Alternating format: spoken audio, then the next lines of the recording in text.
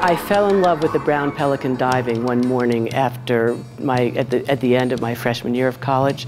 I didn't study art, I didn't own a camera in college, and I became the Pelican Lady. That was my name. I did a lot of activist type speaking, and it was before ecology was even really such a word in everybody's lexicon. I actually shot this from a hunting blind that I had to walk through the river in bib waders that was up to my chest with my camera bag on my head. And I slept in the middle of thousands of birds who talked all night, kept me up all night. I was like forced to look at the landscape in a different way.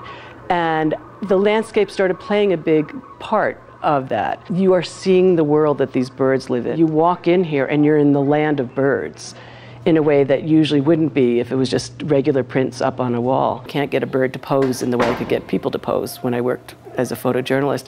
So they're here and they are just in the midst of their lives. It's not about just seeing what they look like. I study their behavior, and what fascinates me is watching how they move in the world. Birds out west live in a different world than the birds of Florida. There's a lot more habitat.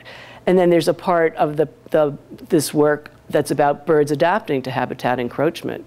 I do regard some of my work literally as beauty shots. This is the Vogue, this is the cover of Bird Vogue here.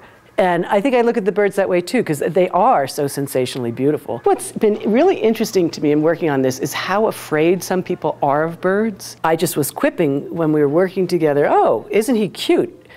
And my friend looks at me and goes, "Are you crazy? That is the scariest looking bill I've ever seen." I had a great quote somebody wrote about me once that said, I captured birds like the way people would do intimate family portraits. This is just a sandhill crane who's just been preening. His feathers are all plumped up, and I just like his attitude. Having it in black and white, I think, forces you or encourages you to see more detail. There's more room to be abstract, to be inspired, to make a story, to be moved. For me, there's an essence. What really got me going with this was what I felt about the birds was portrayed in the images. Beauty is my tool, and what I want this show to do is to first introduce people to what's out in the world, especially in Utah. A lot of these pictures are shot on the Great Salt Lake. I want to help save the wetlands worldwide. They're threatened everywhere in the world at this point. But I think you can't just say to people, "Look what we're doing, don't do that." You can say to people, "Look what might be lost." And if people have fallen in love with what they see, they're much more inclined to try to do something to help.